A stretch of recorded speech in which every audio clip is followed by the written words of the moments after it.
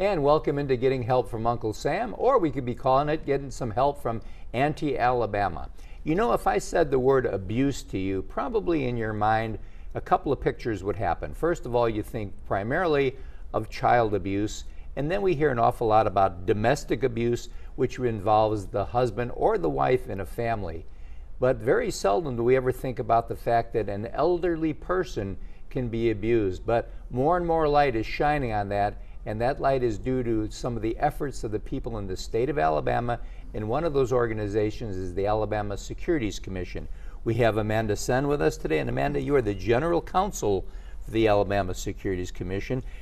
Our good buddy Joe Borg, he kind of runs the commission. He does. He's a gem of a guy, you know. Great job. And usually he's on here talking about things with the Securities Commission. But I told Joe, I said, Joe, I want a pretty face to represent. I should have sent somebody else. else. No. They've got you, and you're beautiful. So we're glad. Thank you. We're very Thank you glad to have you with us.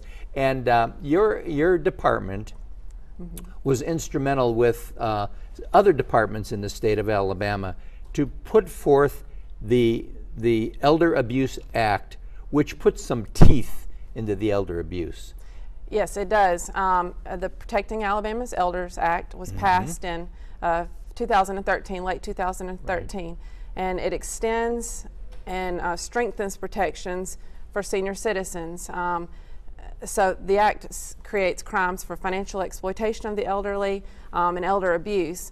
And so the financial exploitation part of it, we're able now to add that to securities fraud to enhance charges and penalties.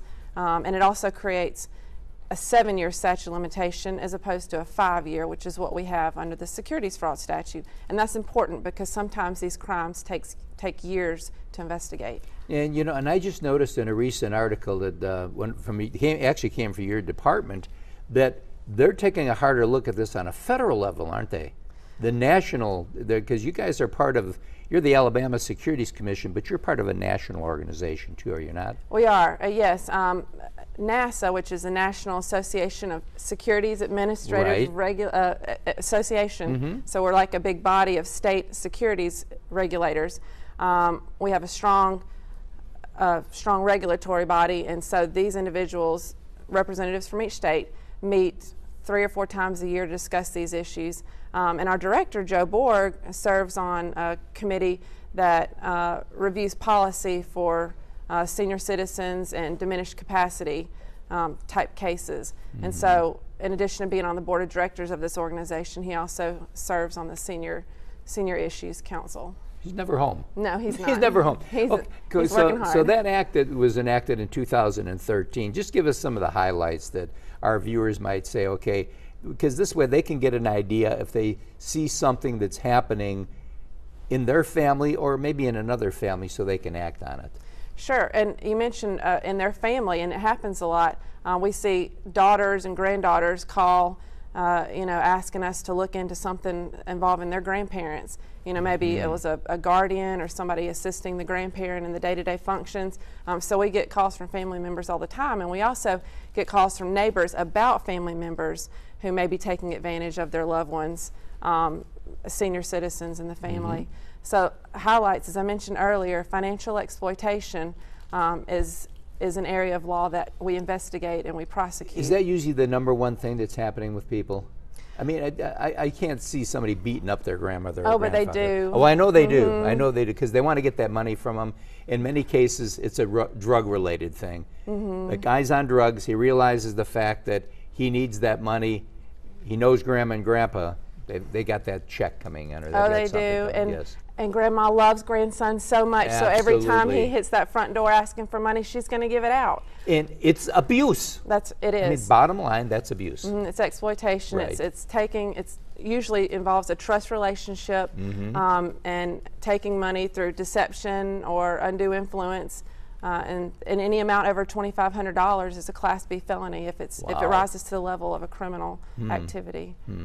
So grandchildren, we see that oftentimes. And now I don't want to discourage grandparents from trusting their grandchildren. Is there a neglect part of this bill also, or is it just primarily abuse?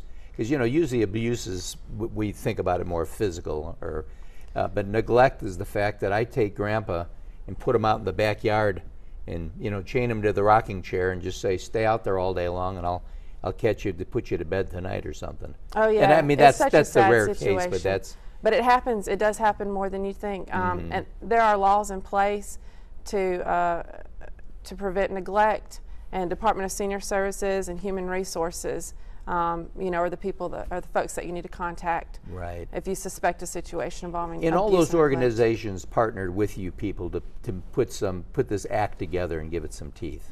Right, and I actually serve on a council, an Elder Justice Council. Darrell Bailey started here in Montgomery County, Elder Justice Task Force, and an Alabama, a statewide council for the prevention of elder abuse. And so we meet, I'd say, monthly and discuss issues like this. And if it turns out we have a case, you know, that may involve DHR, Senior Services, then we can coordinate and share information. So if we get a case that may implicate, you know, some of the Senior Services laws or statutes, then we contact them immediately and work together to stop elder abuse. Great. So the main thing that a person needs to do is just contact one of these departments, and your department is one they can, and we're going to put the number on the screen so they know the number they can call. Okay. Or if you do have a problem and you know abuse is happening, feel free to call me at 277-5000.